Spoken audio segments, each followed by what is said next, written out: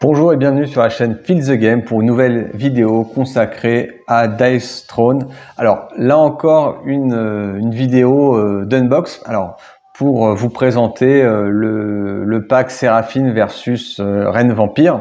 Donc un des deux packs héros que j'ai acheté en plus de mon aventure. Alors c'était voilà, des personnages qui m'avaient un petit peu hypé, notamment par leur concept. Moi j'aime bien les héros du bien. Et j'étais aussi en même temps très attiré par le côté vampire avec l'ambiance je prends voilà, je prends du sang et peut-être je me régénère grâce à ça. Donc une espèce de petite gestion qui m'intéressait beaucoup. Alors là, il y avait les niveaux de difficulté que j'avais pas forcément vus, mais je pense que c'est intéressant de regarder dans les boîtes. Je cherchais pas forcément des héros très complexes, mais plutôt des héros qui m'appellent, hein, qui ont des fleuves qui m'interpellent. Donc comme je l'avais dit dans la vidéo précédente, hein, moi j'aime bien les personnages bons, et puis j'ai beaucoup joué à Vampire, que ce soit en jeu de rôle ou même le jeu Vendetta, quoi. Donc que j'ai présenté sur la chaîne. Donc ce que je vous propose, c'est de découvrir le contenu. Alors c'est la saison 2, donc la saison 2, elle était dédiée peut-être à des jeux un peu plus complexes, c'est-à-dire à des héros un peu plus complexes qui devaient apporter pas mal de choses. Je pense que si j'aurais posé la question au vendeur, il m'aurait dit que c'est peut-être la boîte la moins complexe des 4 de la saison 2, mais ce qu'il a emporté définitivement, c'est vraiment le côté fluff, le côté narratif de ces deux personnages qui, pour moi, sont très drôles. Alors, on peut très bien imaginer Séraphine et le Paladin ensemble en quête d'aventure ou en opposition, pourquoi pas, hein. C'est un renégat parmi les deux, on ne sait pas qui, et donc qui gagnera, on ne sait pas. Alors, Séraphine, donc c'est un espèce, enfin, une archange, dirait-on, parce qu'elle est un peu quand même sexuée. Et voilà, donc ce petit paravent, alors ce petit côté qui a été fait, c'est génial parce que ça fait comme une petite ligne de vue, quoi, différente. Et on découvre son paravent avec tous ses pouvoirs. Alors des pouvoirs qu'on voit donc sanctifiés pour avoir du soin. Ici les dégâts très classiques, hein, et petite suite, grande suite, donc qui va jouer beaucoup, semble-t-il, avec de l'évitement, le vol, voilà, ça s'appelle comme ça. Sauf que l'avantage du vol, c'est que visiblement, le vol permet éventuellement de l'utiliser en offensive et de déclencher des attaques imparables. Donc c'est vrai que si vous en avez, ça peut déstabiliser votre adversaire. Alors des pouvoirs de lumière aveuglante, purification comme le moine, présence divine, alors ça c'est balèze parce qu'en fait c'est du dégât permanent pendant chaque entretien, et la bénédiction divine qui fait comme une espèce de résurrection pour revenir dans le jeu. Donc voilà, donc en plus les mantelets angéliques pour se prémunir des dégâts. Donc voilà, un personnage très proche du paladin, mais que j'espère suffisamment différente je dirais pas dans sa façon de jouer, mais dans son gameplay quand même, et dans son ambiance, parce que pour moi l'ambiance du personnage est quand même assez importante. Donc voilà, pour le coup, c'est ce que j'avais dit pour le paladin, voilà, des beaux dés blancs qui correspond à la pureté du personnage, à sa mission sacrée, hein. Donc là, on a des très beaux dés encore, hein, généralement c'est super, et là des marqueurs qui sont chouettes. Et on va regarder là encore les cartes. Alors je pense que les cartes, moi je ne connais pas encore le jeu, hein, j'ai toujours pas fait de partie. Simplement j'ai vu pas mal de vidéos avant de faire mon choix, avant de me saigner à blanc avec un jeu comme cela. Voilà, c'est de voir un petit peu quels étaient les contenus. Alors visiblement dans ces paquets de cartes, là je retrouve un petit peu à intervention divine. Donc là vraiment les illustrations sont divines. Là c'est vraiment des cartes dédiées aux personnages.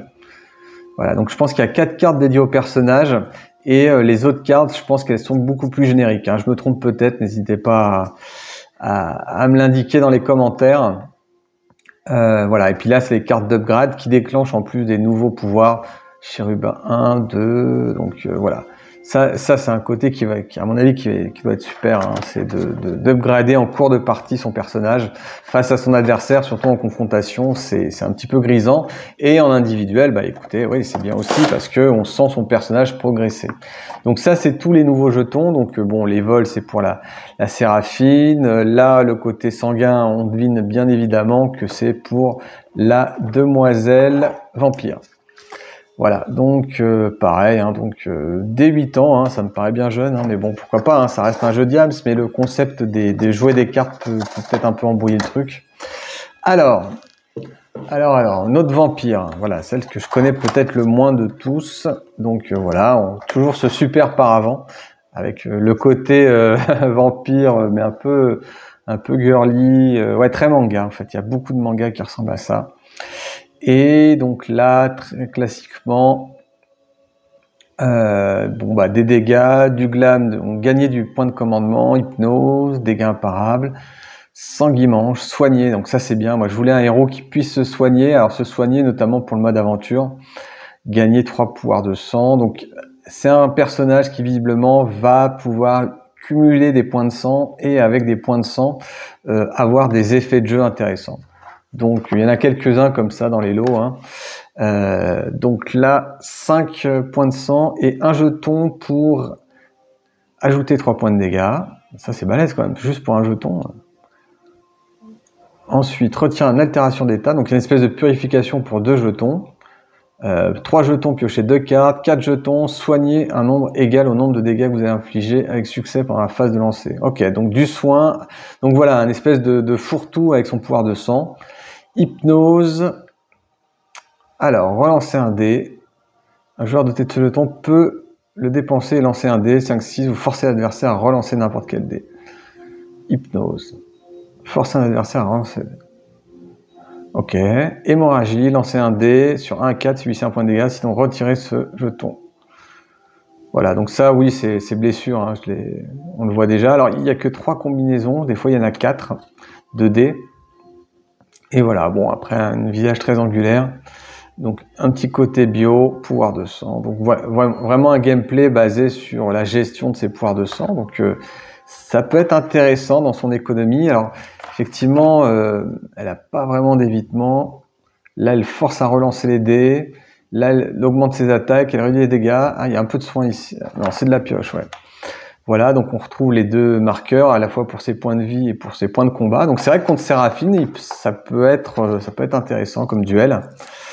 Donc ensuite, bah, les cartes. Donc il y a là visiblement, hein, si j'ai bien compris, il y a bien 4 cartes, je dirais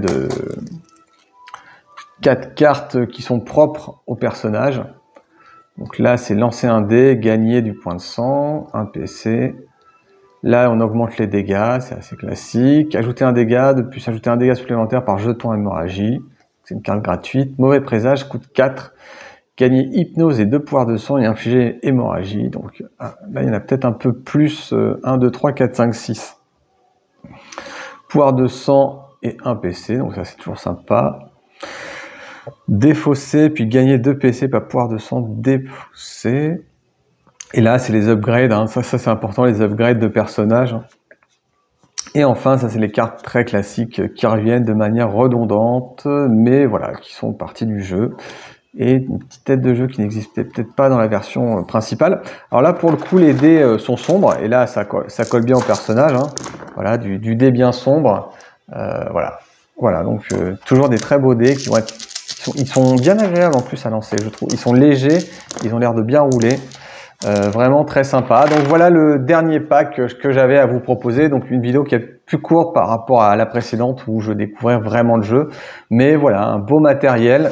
Une fois de plus, j'ai envie de dire, on est dans les standards.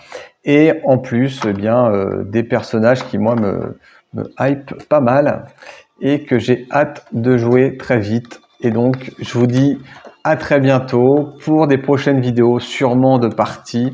Alors, est-ce que ce sera de l'aventure ou est-ce que je me lancerai peut-être sur une partie à 1 contre 1? On verra bien. Mais en tout cas, j'ai très hâte d'y jouer et je vous ferai très vraisemblablement un compte rendu très bientôt. Allez, je vous souhaite une bonne journée. Je vous dis à bientôt. Au revoir.